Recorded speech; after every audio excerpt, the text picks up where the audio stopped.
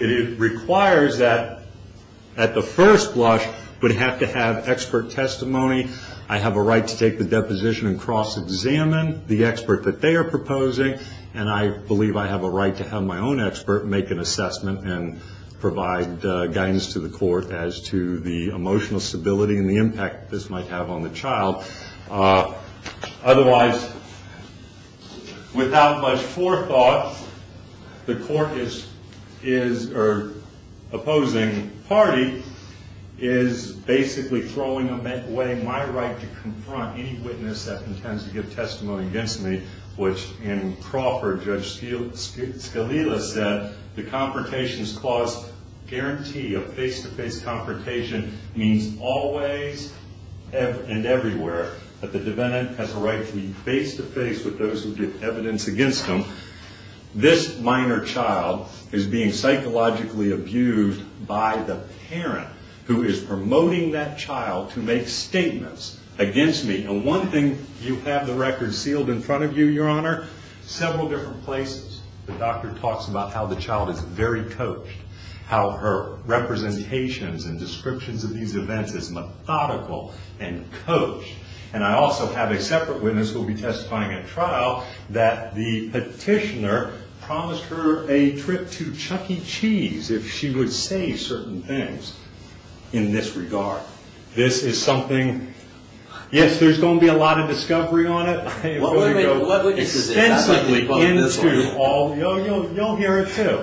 I'm going to go extensively into all of this, and I want to go line item by line item with that psychologist, and I have a right to confront this witness and have the first step, which I think has the least impact on the child, is to have my expert talk to the child to make a determination as to what's going on here, as to these statements that are being made that are being promoted by the petitioner. All right. The issue is psychological eval. So what's your position on that? I stringently object to that, Your Honor, for a couple of reasons. One, his whole statement about, that he has a right to cross-examine the child, confrontation with the witness, and all of those things are excluded of victims of domestic violence, rape victims, minor children of domestic violence.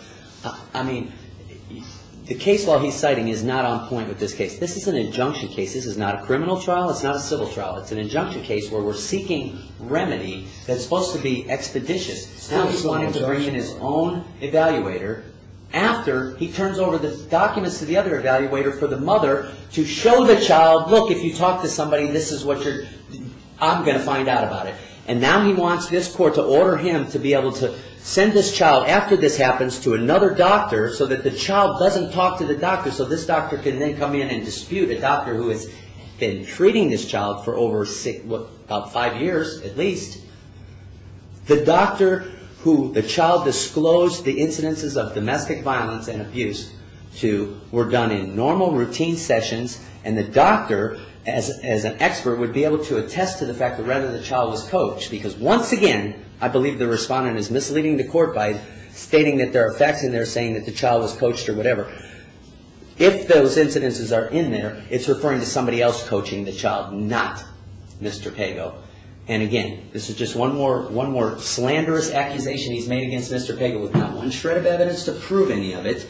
He has keep bringing up lying and all these other things from some other case that I'm not involved in, and he has not been able to establish any of it. Do you plan on bringing the expert in to testify? Your Honor, it is our strongest desire to do an in-camera evaluation of the child so that the child, without threat of cross-examination by the alleged perpetrator of this violence, should not be subjected to his cross-examination. Well, if he had independent counsel, I wouldn't have such a problem with it. Well, it may be beyond me, but what I've done on prior occasions is, when I had an attorney involved, is required an independent lawyer to cross-examine the child. Again, still, Your Honor, you're talking about a 9-year-old little girl who is going to be, cross-examination is very harsh on an adult, let alone a 9-year-old child. Shooting ahead.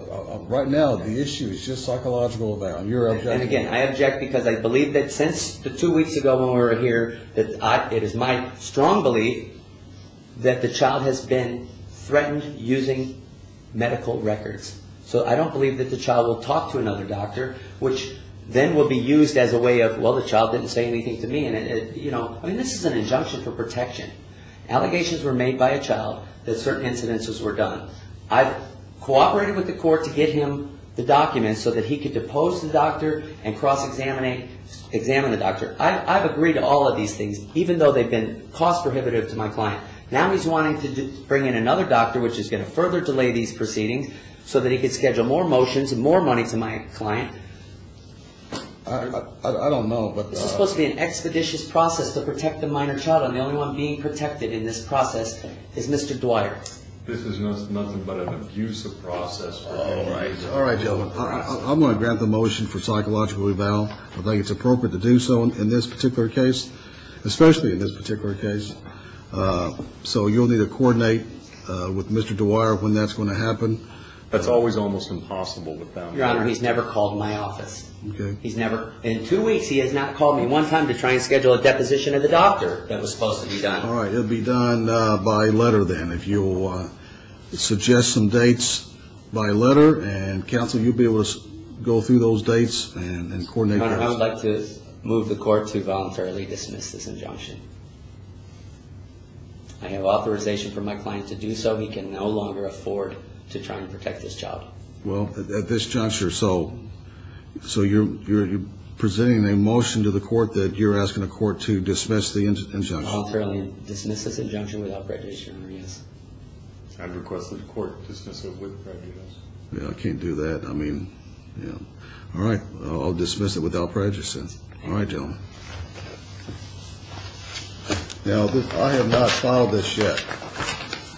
What do I do? I'd request it being filed because this case file may be at issue in other litigation.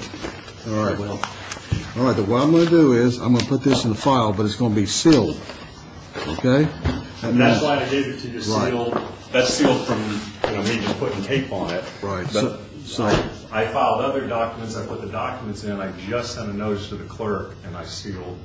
The psych records are inside that envelope. So the only person who can open this will be a judge. If the case is dismissed, why do we need those in the file? Well, I think you said that it was going to be used again, the I file? didn't say those were. He said there would probably be further litigation, and all I said is there probably will. Because quite honestly, I can foresee, bar complaints coming up out of this. Maybe so, but he did hand me these before I actually dismissed it. For abuse process. So he did hand these to be filed before you had dismissed it. So I'll go ahead and do it. I'll file it, but it'll be They're sealed so that nobody else will be able to open them, correct? only upon court order. Okay, thank you.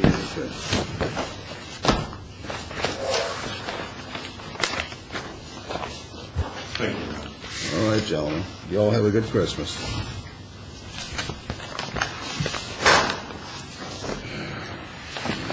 All right, can we seal this?